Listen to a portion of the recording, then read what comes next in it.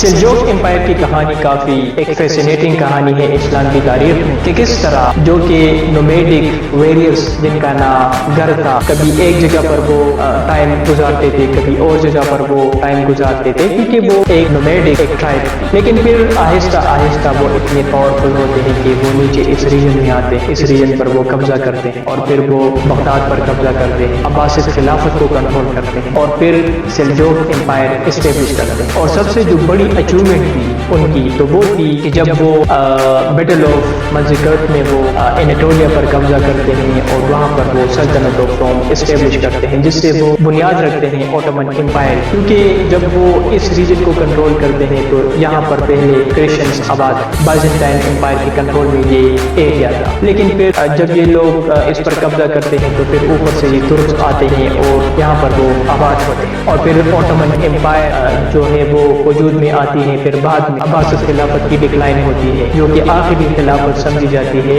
اسلامی تاریخ۔ تو آج جو آپ ترکی دیکھ رہے ہیں اور یہاں پر جو لوگ، تو وہ جب یہ جنگ ہوئی تھی اور انیٹولیا کو ان سلجوق امپائر نے کیپچر کیا تھا، تو یہ لوگ اس پیریڈ میں آئے تھے اور یہاں پر آباد ہوئے۔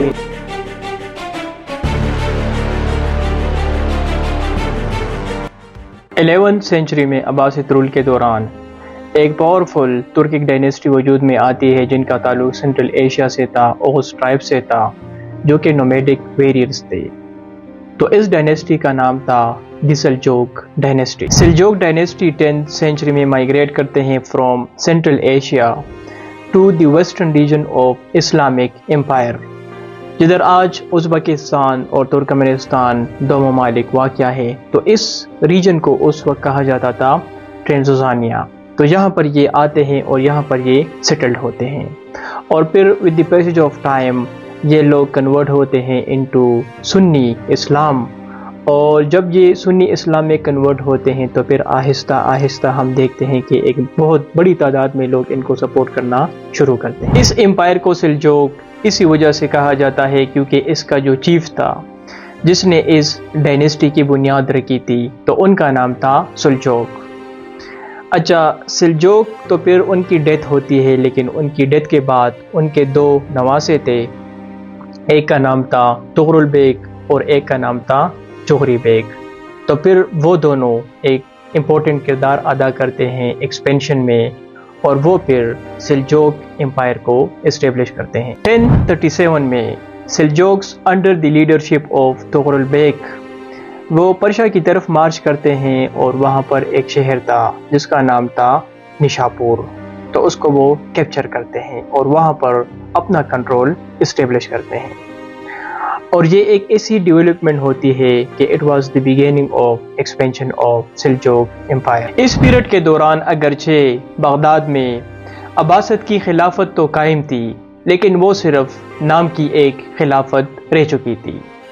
ان کے پاس نہ ایڈمنسٹریشن پاور تھا، نہ ملٹری پاور تھا، نہ پولیٹیکل پاور تھا، اور ایکچول میں بغداد میں ایک ڈائنیسٹی تھی، بوئٹس ڈائنیسٹی، جو کہ ایک شیعہ ڈائنیسٹی تھی، تو وہ وہاں پر رول کر رہے تھے، اور خلیفہ تو عباسد فیملی سے ہی تھا، لیکن ایکچول جو پاور تھا، ایڈمنسٹریشن پاور اور اسی طرح جو پولیٹیکل پاور تھا، تو وہ خلیفہ کے پاس نہیں ہوا کرتا تھا، بلکہ جو بوئٹ ڈائنیسٹی تھی، جو شیعہ ڈائنیسٹی تھی، تو ایکچول پاور ان کے پاس تھا۔ 1055 میں سلجوقس انٹر ہوتے ہیں بغداد میں، اور خلیفہ آف عباسد ان کو ویلکم کرتے ہیں وہاں پر، اور جب وہ بغداد جاتے ہیں تو وہاں پر وہ اس ڈائنیسٹی کو ریپلیس کرتے ہیں جو شیعہ ڈائنیسٹی تھی، بوئٹس، اور پہلے جو پولیٹیکل اور ایڈمنسٹریشن پاور جو کہ اس ڈائنیسٹی کے پاس ہوا کرتا تھا، تو اب وہ پاور جو ہے وہ سلجوقس کے پاس آ چکا تھا، اور اب ایکچول میں جو پورا پاور تھا تو وہ سلجوقس کے پاس تھا۔ سسٹم وہی تھا، خلیفہ جو تھا وہ عباسد کا ہی خلیفہ تھا، لیکن وہ صرف ایک سیریمونیل خلیفہ تھا، ایک نام کا خلیفہ تھا، اور جو ایکچول پاور تھا تو وہ سلجوقس کے پاس تھا۔ اور سلجوقس جو تھے وہ اتنے پاورفل تھے کہ جب وہ بغداد آتے ہیں اور کنٹرول سنبھالتے ہیں تو پھر ہم دیکھتے ہیں کہ آہستہ آہستہ وہ بہت زیادہ ایکسپینڈ کرتے ہیں امپائر کو، وہ انیٹولیا تک پہنچتے ہیں جدھر آج ترکی ہے، ایشیا مائنر جسے ہم کہتے ہیں. اسی طرح وہ پرشین ریجنز اور میسوپوٹیمین جو ریجنز ہیں، تو ان سارے ایریاز کو بھی وہ کافی تیزی کے ساتھ کنٹرول کرتے ہیں. 1071 میں ایک ہسٹوریکل بیٹل ہوتی ہے between Byzantine empire and Seljuk empire. Seljuk empire کو لیڈ کر رہا تھا الپ ارسلان اور بائزنٹائن ملٹری کو لیڈ کر رہا تھا رومینس. اچھا، یہ جنگ کیوں ہوئی؟ جنگ اسی وجہ سے ہوئی کہ جو سیلجوک امپائر تھا تو وہ اٹیک کرتے ہیں انیٹولیا کے اوپر. انیٹولیا جدھر آج ماڈرن ترکی لوکیٹڈ ہے، تو اس ریجن کو کہا جاتا تھا انیٹولیا. اور یہ جو ایریا تھا تو یہاں پر بائزنٹائن ملٹری کا کنٹرول تھا. تو سیلجوک آتے ہیں اور یہاں پر ان کے درمیان اور بائزنٹائن امپائر کے درمیان ایک ڈیسیزیو بیٹل ہوتی ہے جس میں سیلجوکس ان کو شکست دیتے ہیں اور اس ایریا کو یعنی کہ انیٹولیا کو وہ کیپچر کرتے ہیں. ان کے کنٹرول میں یہ ریجن آتا ہے. یہاں پر وہ سلطنت آف روم کی بنیاد رکھتے ہیں جو کہ آئی تھنک کہ 13 سینچری تک یہاں پر وہ اسٹیبلش تھا، پھر اس کی ڈکلائن ہوتی ہے. اور یہ ایک ایسا بیٹل تھا کہ جب وہ اس ریجن کو کیپچر کرتے ہیں تو فرسٹ ٹائم ہم دیکھتے ہیں کہ اس ریجن میں ایک بہت بڑی تعداد میں ترک آتے ہیں اور یہاں پر وہ آباد ہوتے ہیں. اور آج جو یہاں پر آپ ترکس دیکھ رہے ہیں یعنی جو ترکی کے لوگ ہیں، تو اس بیٹل سے پہلے جو کہ 1071 میں ہوئی تھی بیٹل آف منسیکرٹ، تو اس سے پہلے یہاں پر یہ لوگ آباد نہیں تھے، بلکہ یہ جو ایریا تھا تو یہاں پر بائزنٹائن امپائر کے لوگ تھے جو کہ آئی تھنک موسٹلی وہ کرسچنس تھے. تو اس بیٹل سے پھر ہم دیکھتے ہیں کہ زیادہ تر ترکس آتے ہیں اور یہاں پر وہ آباد ہوتے ہیں. اور یہ ایک ایسی جنگ تھی کہ پھر وہ بنیاد رکھتے ہیں اوٹومن امپائر کی، کیونکہ پھر بعد میں جو اوٹومن امپائر جو ایک ٹرائب تھی تو وہ بھی جو ترکس آتے ہیں اور یہاں پر اس ریجن میں آباد ہوتے ہیں، سیلجوکس جن کو لاتے ہیں اور یہاں پر ان کو آباد کرتے ہیں، تو پھر وہ قبیلہ ان میں سے ایک قبیلہ تھا جو کہ پھر آہستہ آہستہ اس ایریا کو وہ کیپچر کرتے ہیں اور پھر وہ بنیاد رکھتے ہیں اوٹومن امپائر. سیلجوکس رول کے دوران ہم دیکھتے ہیں کہ اسلامک ورلڈ بھی بہت زیادہ فلرش ہوتی ہے، بہت کلچرلی اینڈ انٹلیکچولی. خاص کر وہ بہت زیادہ مشہور تھے ان کا جو ایفیشینٹ ایڈمنسٹریشن سسٹم تھا اس کے لیے، اور خاص کر ان کے رول کے دوران جو آرکیٹیکچرل جو ان کے اچیومنٹس ہیں، اگر آپ دیکھیں گے تو انہوں نے بہت سارے میگنیفیسنٹ مساجد بنائے تھے، مدارس بنائے تھے. جو ٹریولرز آتے تھے وہاں پر تجارت کے سلسلے میں تو ان کے لیے بہت بیسٹ ایریاز انہوں نے بنائے تھے. اور خاص کر جو اصفہان میں ایک مسجد ہے جسے کہا جاتا ہے the great mosque of Isfahan, اگر آپ گوگل پر سرچ کریں گے تو آپ کو پتہ لگ جائے گا. تو یہ بھی ان کے بہت سارے اچیومنٹس ہیں جو کہ تاریخ کا ایک حصہ ہے. مذہبی طور پر سیلجوکس سنی مسلمس تھے اور وہ ایسے اسکالرس کو سپورٹ کرتے تھے لائک امام غزالی جو کہ ایک تھیولوجن تھے. اسی طرح یہ ایک ایسا وقت تھا کہ جو عباسد خلافت تھا تو اس سے خطرہ فاطمائٹس کیلیفیٹ سے بھی تھا جو کہ ایک اسماعیلی کمیونٹی کا بنایا ہوا ایک خلافت تھا جو کہ لوکیٹڈ تھا نارتھ افریقہ میں. وہاں پر وہ لوکیٹڈ تھا، کائرو ان کا کیپٹل تھا، جو کہ 7 امام کے اوپر بلیف رکھتے ہیں، تو ان کی ایک خلافت تھی اور وہ شیعہ تھے اور یہ سنی تھے. تو ایک تو ان سے بھی خطرہ تھا، تو جو سیلجوکس تھے تو وہ فاطمائٹ سے بھی ان کو ڈیفینڈ کر رہے تھے. سیکنڈلی یہ ایک ایسا پیریڈ تھا کہ جو کروسیڈرز تھے تو ان کا بھی ایک بہت بڑا پریشر تھا ان کے اوپر، تو وہ کروسیڈ سے بھی ان کو ڈیفینڈ کر رہے تھے. عباسد خلیفہ اور سیلجوکس کے درمیان ایک یونیک قسم کا ایک ریلیشن تھا.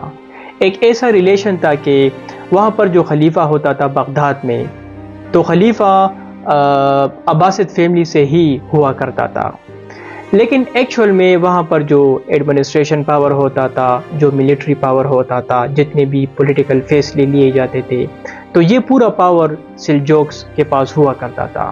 وہاں پر جو ملٹری تھی تو وہ بھی سلجوکس کی ہی ملٹری تھی. جتنے بھی ڈیسیجنز لیے جاتے تھے، جتنے بھی آرڈرز وہ مانتے تھے تو وہ سلجوکس کے آرڈر ہی فالو کرتے تھے. تو یہ ایک ایسی ارینجمنٹ تھی وہاں پر بغداد میں کہ اس ارینجمنٹ کی وجہ سے اگرچہ جو عباسد خلافت تھا تو وہ کافی پہلے جو تھا وہ ویک ہو چکا تھا، بہت کمزور ہو چکا تھا. اور پھر بعد میں ہم دیکھتے ہیں کہ جب 1258 میں منگولز آتے ہیں اور بغداد کے اوپر اٹیک کرتے ہیں تو تب جو ہے مکمل طور پر عباسد خلافت کا خاتمہ ہوتا ہے. لیکن عباسد خلافت بہت پہلے سے ہی بہت زیادہ کمزور ہو چکی تھی. اس کے پاس کسی قسم کا پاور نہیں ہوا کرتا تھا، نہ ملٹری پاور تھا نہ پولیٹیکل پاور تھا. اور پہلے جس طرح میں نے آپ کو بتایا کہ پہلے وہاں پر سلجوک سے پہلے بوئٹس تھے جو شیعہ ڈائنیسٹی تھی، تو پاور ان کے پاس تھا. اور پھر جب سلجوکس آتے ہیں ان کو ریپلیس کرتے ہیں تو پھر پاور ان کے پاس تھا. لیکن اگرچہ ان ارینجمنٹس کی وجہ سے عباسد خلافت 1258 تک قائم تو تھا، لیکن اس ارینجمنٹ کی وجہ سے ان کی ڈکلائن بھی ہوتی ہے. 12th سینچری میں سلجوک امپائر کی ڈکلائن شروع ہوتی ہے، اور ڈکلائن اسی وجہ سے ہوتی ہے کہ جب ملک شاہ کی ڈیتھ ہوتی ہے تو ان کی ڈیتھ کے بعد ہم دیکھتے ہیں کہ جو سلجوک امپائر تھی تو وہ تقسیم ہوتی ہے ان کے بچوں میں. تو وہ سلجوک امپائر ایک فریگمنٹڈ امپائر بن جاتی ہے. اوپر ایک امپائر وجود میں آتی ہے جس کا نام تھا خوارزمین امپائر، اور کچھ اور بھی چھوٹے موٹے امپائرز وجود میں آتے ہیں. 1194 میں ہم دیکھتے ہیں کہ خوارزمین امپائر وہ آتے ہیں نیچے، اور سلجوک امپائر جو کہ پرشین پر رول کر رہے تھے تو ان کے درمیان اور ان کے درمیان ایک جنگ ہوتی ہے جس میں وہ ان کو شکست دیتے ہیں. اور اسی طرح 1194 میں وہ سلطنت آف سلجوک ان پرشیا کو مکمل طور پر ختم کرتے ہیں.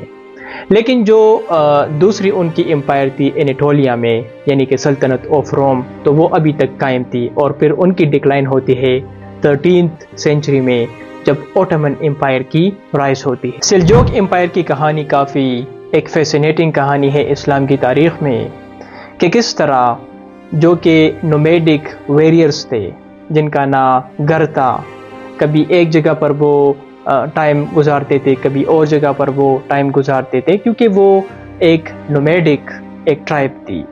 لیکن پھر آہستہ آہستہ وہ اتنے پاورفل ہوتے ہیں کہ وہ نیچے اس ریجن میں آتے ہیں، اس ریجن پر وہ قبضہ کرتے ہیں، اور پھر وہ بغداد پر قبضہ کرتے ہیں، عباسد خلافت کو کنٹرول کرتے ہیں، اور پھر سلجوک امپائر اسٹیبلش کرتے ہیں. اور سب سے جو بڑی اچیومنٹ تھی ان کی تو وہ تھی کہ جب وہ بیٹل آف منزکرٹ میں وہ انیٹولیا پر قبضہ کرتے ہیں اور وہاں پر وہ سلطنت آف روم اسٹیبلش کرتے ہیں، جس سے وہ بنیاد رکھتے ہیں اوٹمن امپائر کی. کیونکہ جب وہ اس ریجن کو کنٹرول کرتے ہیں تو یہاں پر پہلے کرسچنز آباد تھے، بائزنٹائن امپائر کے کنٹرول میں یہ ایریا تھا. لیکن پھر جب یہ لوگ اس پر قبضہ کرتے ہیں تو پھر اوپر سے یہ ترکس آتے ہیں اور یہاں پر وہ آباد ہوتے ہیں. اور پھر اوٹمن امپائر جو ہے وہ وجود میں آتی ہے پھر بعد میں جب عباسد خلافت کی ڈکلائن ہوتی ہے، جو کہ آخری خلافت سمجھی جاتی ہے اسلامی تاریخ میں. تو آج جو آپ ترکی دیکھ رہے ہیں اور یہاں پر جو لوگ ہیں، تو وہ جب یہ جنگ ہوئی تھی اور انیٹولیا کو ان سلجوک امپائر نے کیپچر کیا تھا، تو یہ لوگ اس پیریڈ میں آئے تھے اور یہاں پر آباد ہوئے تھے. تو اس کی کافی لیگیسی ہے اسلام کی تاریخ میں، اور خاص کر آج کا جو ماڈرن انیٹولیا ہے اور جو ریجن ہے، جو ماڈرن ریجن ہے، تو اس کی ایک بہت بڑی لیگیسی ہے.